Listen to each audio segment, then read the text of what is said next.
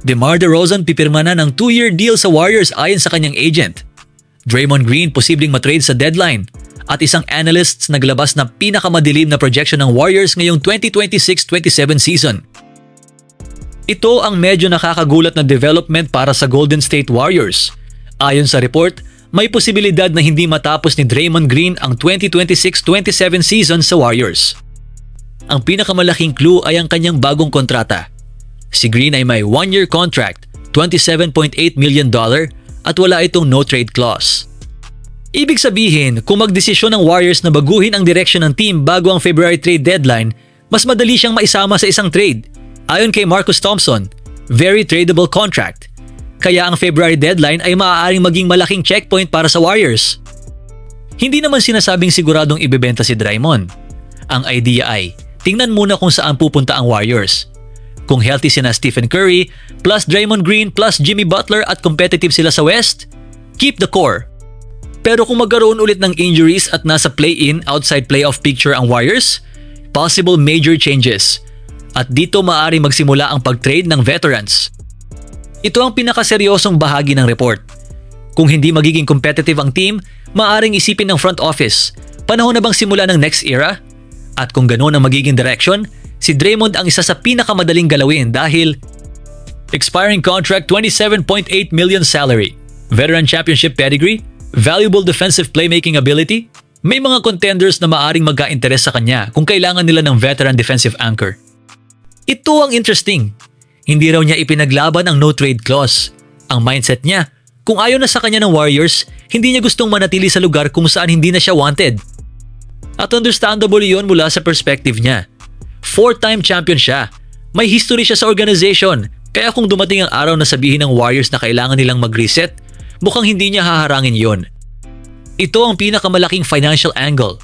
Kung mawala sina Curry, Draymond, Butler bilang free agents pagkatapos ng season, maaaring magkaroon ng Warriors ng mahigit $120 million in projected cap space. At iyon ay maaaring magbukas ng dalawang direksyon.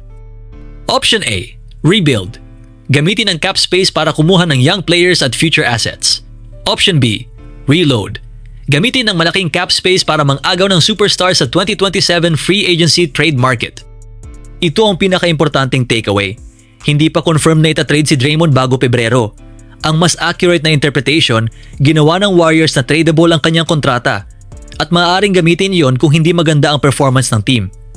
Kaya ang 2026-27 season ay maaaring maging prove-it season para sa buong Warriors core. Isa ito sa pinaka-interesting na veteran additions para sa Golden State. Ayon sa article, si DeMar DeRozan ay hindi nababalik sa Toronto at sa halip ay sasama sa Warriors para makipaglaro kay Stephen Curry. Si DeRozan ay papasok sa kanyang ika-17 NBA season at kahit bumaba na ang kanyang kontrata sa humigit kumulang $8,400,000, veteran scorer pa rin siya na kayang gumawa ng sariling offense.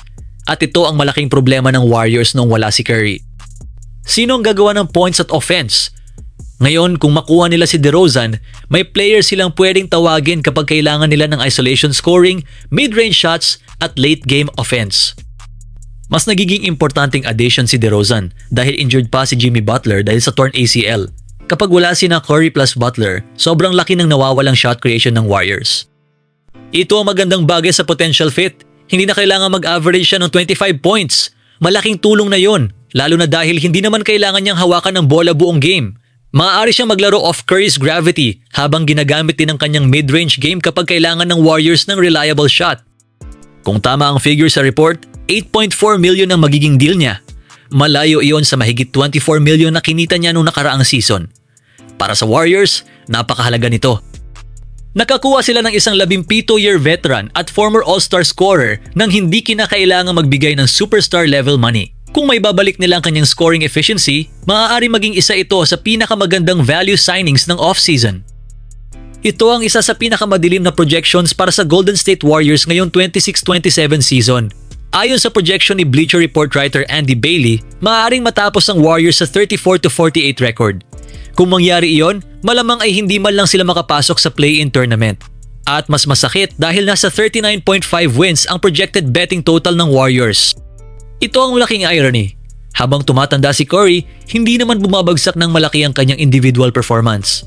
Sa edad na halos 39, kaya pa rin niyang maglaro sa All-NBA level. Ang problema, hindi sapat ang isang Steph Curry para buhatin ang buong team. At iyon ang pinakamasakit na bahagi ng situation ng Warriors. Malaki ang expectation sa Golden State noong simula ng off-season. Pinag-usapan ang possibility ng LeBron James, Anthony Davis at iba pang major stars. Pero wala sa mga iyon ang nakuha nila. At matapos mabigo ang pursuit kay LeBron, halos run it back ang naging strategy ng Warriors. Nananatili ang malaking bahagi ng dating core, pero wala silang nakuhang superstar level offensive help para kay Steph. Bakit 34-48 ang projection? May ilang obvious concerns: aging core, injuries, Jimmy Butler ay recovering pa mula sa ACL injury, Moses Moody ay recovering din mula sa major injury, at si Curry mismo ay nagkaroon ng injury issues noong nakaraang season. Kaya malaking question mark ang durability.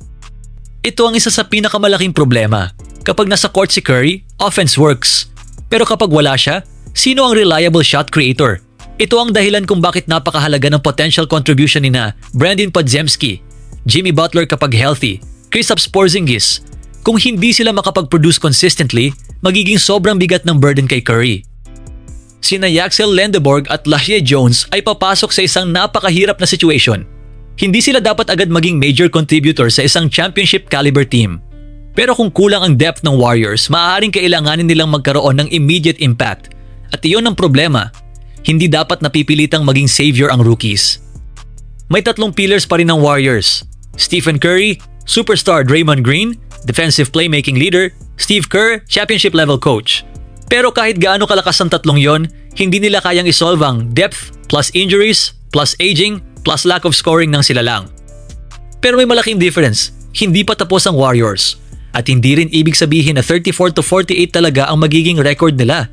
Kung mangyari ang ideal scenario, Curry stays healthy, Butler returns strong, Porzingis stays healthy, Podziemski takes another step, Draymond remains elite defensively. Maaaring mas mataas ng malaki sa 34 wins ang Warriors. Ang pinaka-concerning sa projection na ito ay hindi mismo ang 34-48. Ang mas malaking issue ay nasa huling bahagi na ng career ni Steph Curry, pero hindi pa rin nakagawa ang Warriors ng roster na malinaw na championship contender, at bawat season na lumilipas ay mas mahalaga. Kung hindi sila competitive ngayong season, maaaring dumating ang isang napakahirap na tanong sa 2027. Ipagpapatuloy ba ng Warriors ang Curry era? O sisimulan na nila ang post-Steph rebuild?